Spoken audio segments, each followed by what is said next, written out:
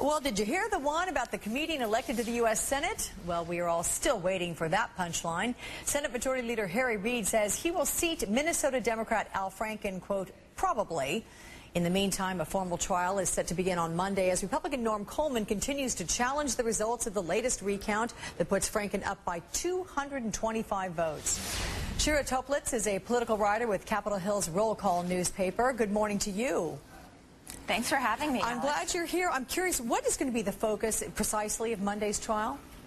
Well, we can count Monday as the beginning of the end of a very long recount process and probably one of the longest Senate elections in U.S. history. What's going to happen tomorrow is Norm Coleman is going to present his case in front of a three-judge trial, a three-judge panel that will look at the recount and see if it was done fairly.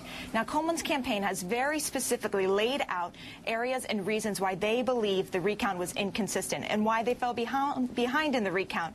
Remember, they were ahead on election night. Okay. Has Coleman indicated what he's going to do if he loses this challenge come tomorrow? I mean, is that it for him then? I think that's going to be it for him. He's actually already secured other employment in the meantime. He's taken a consulting role with the Republican Jewish Coalition. It's a group that advocates for Republican Jewish causes. And he's taken that in the meantime. He's not a millionaire like Al Franken. He needs money to support his family. He has a wife, 2 kids in college. He's already secured other employment in the meantime. And we'll see. But he said, basically, if he loses this case, Al Franken wins the seat in the Senate, and we are looking at Senator Al Franken for the next 6 years.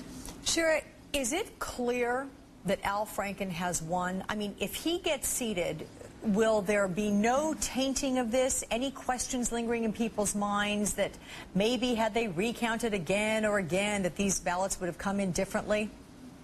I think there'll certainly be some people with questions about it. I think there are things that Norm Coleman will present in his case tomorrow that are questionable, certain aspects of the trial. But it is an uphill battle for Norm Coleman's campaign right now. I think Norm Coleman has so much admitted that he is looking at an uphill climb in the trial in the next couple weeks. What about the letter that Norm Coleman sent to Al Franken yesterday asking if he wanted to join forces? What do you mean by that? Well, basically, one of the things Norm Coleman's campaign is looking at in the trial is a pool of ballots called the rejected absentee ballots. And some of them were properly rejected and some of them were not. And during the course of the recount, from election night to the actual pool of ballots that were recounted, some of these ballots were deemed improperly rejected and added to the recount. And they account for a large part for why Al Franken is ahead 225 votes. And Norm Coleman was leading on election night by about 300 and some votes. They account for a large portion of that. So what this letter does is Norm Coleman has asked Al Franken to centrify the process and to look at every single one of these 12,000 or so rejected absentee ballots again to make sure there are not additional improperly rejected absentee ballots that should be counted in this tally. Okay. Shira Toplitz with the Roll Call. Thank you very much for weighing in. Appreciate that. Thanks for having me. And make sure to check out First Read.